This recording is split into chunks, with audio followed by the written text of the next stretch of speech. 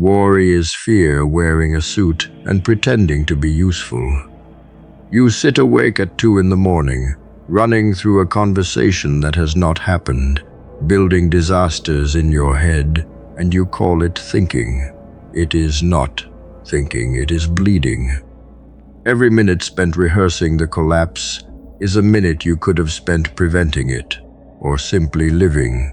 The brain does not know the difference between a real threat and an imagined one. It pours the same chemicals, drains the same energy, ages you the same way.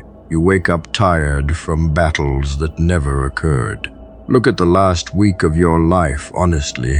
How much of it was actually lived, and how much was spent inside your own skull, arguing with ghosts?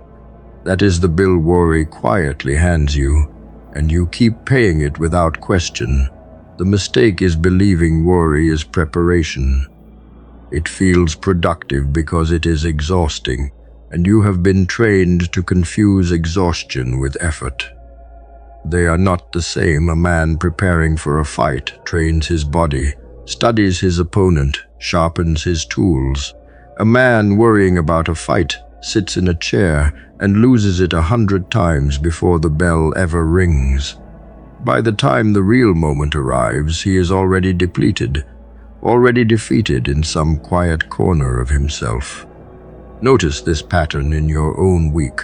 The presentation you dreaded for 5 days took 20 minutes to deliver. The conversation you rehearsed obsessively lasted a single sentence.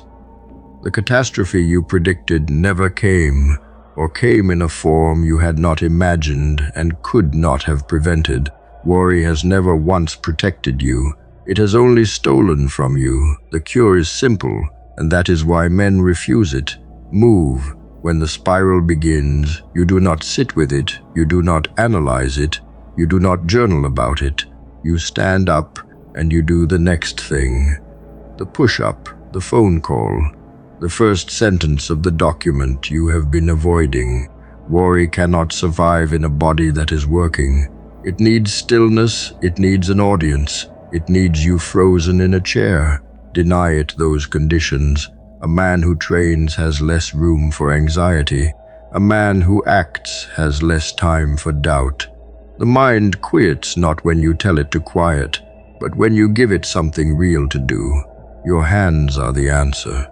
Your head has been searching for. There is a deeper reason this works, and it is worth understanding. The body and the mind are not separate countries. They share a border, and traffic moves both ways. When you act, even clumsily, even imperfectly, you send a signal upward that you are not a passenger in this life, that you are capable, that the situation is being handled. The nervous system receives that message and begins to settle. Conversely, when you sit and ruminate, you send the opposite signal that something is wrong, that danger is near, that vigilance is required. The body obliges, it tightens, it floods, it prepares for a threat that exists nowhere except in your imagination. You are not anxious because life is hard.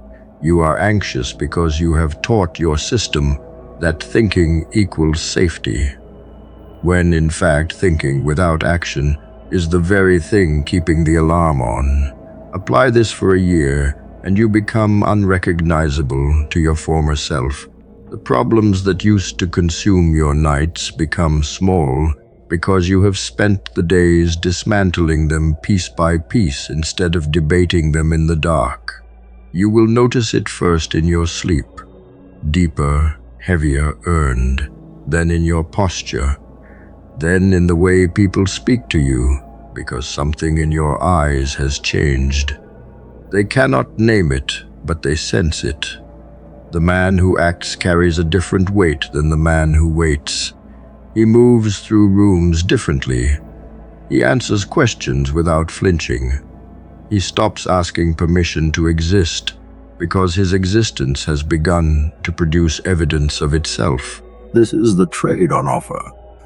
Surrender the fantasy of figuring it all out before you begin, and accept the cleaner deal of beginning now and figuring it out in motion. Stop treating your worries as problems to be solved through more thinking. They are problems to be outrun, outworked, outlasted.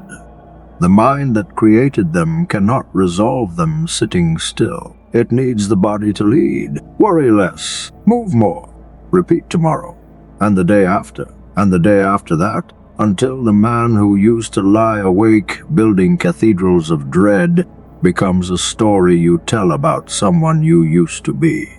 The life you keep postponing is not waiting for your courage. It is waiting for your next step. Take it.